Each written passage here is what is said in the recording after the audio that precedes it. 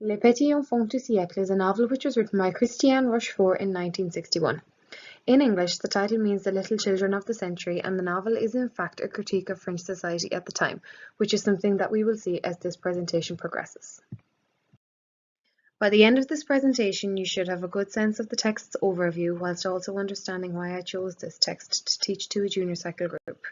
You should be aware of possible teaching methodologies that could be employed when teaching the text, and you should understand how studying this text will enable students to make cross-curricular links. So why did I choose this text? Well, one of the main reasons I chose Les Petits Enfants du Siecle is because of its setting. Set in the HLMs in a suburb north of Paris named Bagnolet in 1961, where the author makes reference to the deadening and stultifying life of post-World War II in France, a lot of working-class people fell victim to the prosperity of Les Trente Glorieuses, which was a period of rapid extreme economic growth, which often meant that they spent more time out working in a bid to earn money as opposed to looking after their children and their families at home. This is ironic considering that families like Josiane's were often marked by the almost annual arrival of a new sibling. At the time, in France, the birth of a child meant securing extra child benefit, and in this manner, Josiane's parents were in theory breeding their way towards securing a large apartment with perhaps the latest mod cons and a car for transport. Unfortunately, however, with the arrival of each new child came extra responsibility for Josiane, who was oftentimes neglected and forced to look after her younger siblings whilst also keeping up with the many household chores. Although Josiane despises the life that her parents have chosen for themselves, she herself unfortunately begins the same cycle once again at the end of the text when she marries Pierre and becomes pregnant. Josiane plans to use the child benefit to gain and secure an apartment in the newly built HLM complex in Sarcelles. Furthermore, reading this novel with a focus on the novel's setting also gives pupils an insight into and an awareness of another one's country, culture and history, which is a general educational aim on the junior cycle syllabus for French. Another reason I chose Les Petits Enfants du Siecle was because of its rich and simple language, which for the most part is easy to read.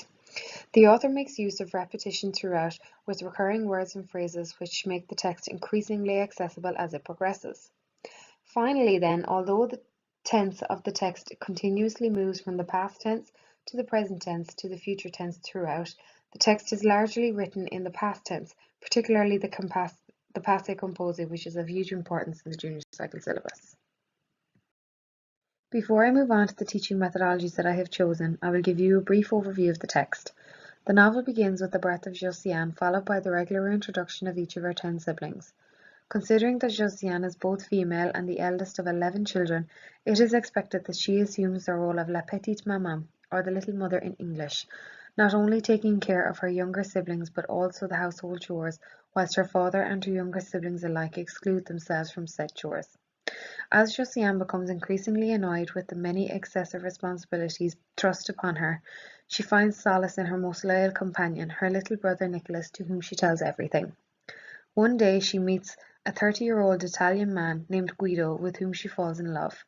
This brief relationship acts as almost as a catalyst for the remainder of the novel, when the readers begin to see a more rebellious side to Josiane until she falls in love with Philippe, a 22-year-old television technician to whom she marries and has a child, before accepting the fate and becoming la bonne femme, something she critiqued throughout the beginning of the novel.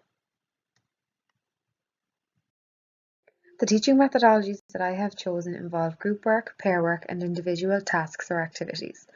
When working in twos or in pairs, which is travailler à deux in French, I will ask students to take part in think, pair, share activities for the most part, as this allows students to formulate their own opinions before they compare and contrast their thoughts and ideas with their peers.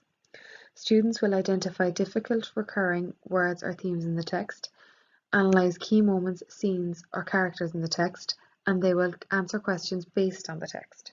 In groups of 4, which is travail en groupe in French, I would ask students to design a Kahoot quiz containing 12 questions based on the text. Their peers would then recall different aspects of the novel whilst having fun and promoting the use of ICT in the classroom. In groups again, I would ask students to create a timeline of Josiane's life on a poster for presentation to the class in French, focusing on at least 10 different events in the character's life. Because Josiane is the novel's main protagonist, and the novel moves chronologically from her childhood to her adulthood, there are several different character actions and events that students can choose from. Therefore, I think that this task would be really interesting.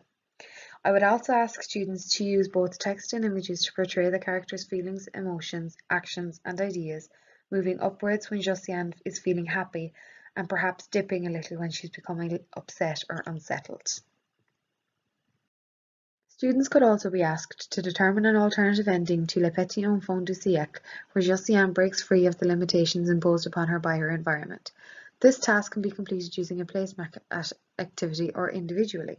I am unsure, however, whether this task may be a little advanced for junior cycle students just yet, therefore the support of a group may be better in this instance.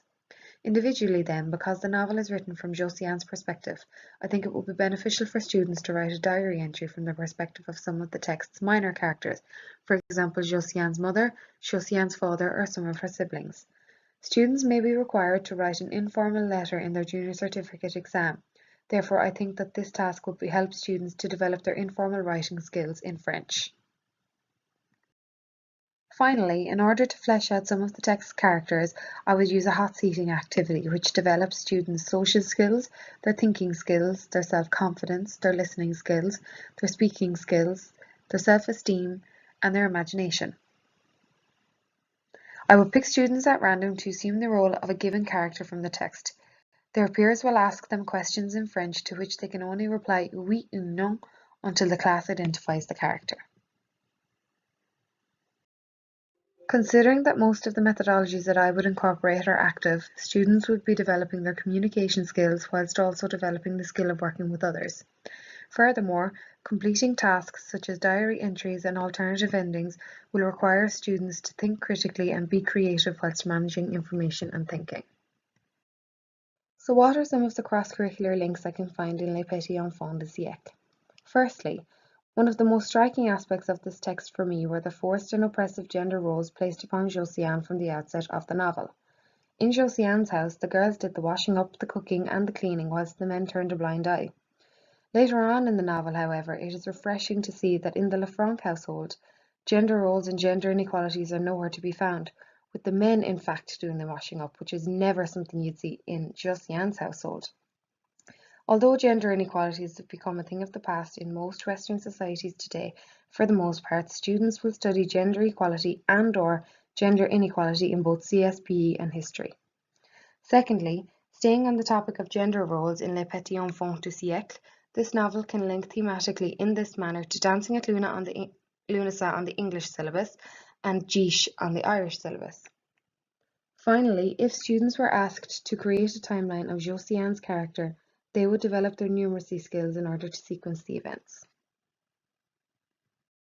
Upon completion of this presentation, I hope that you have a good sense of the text's overview, whilst also understanding why I chose this text to teach to a junior cycle group.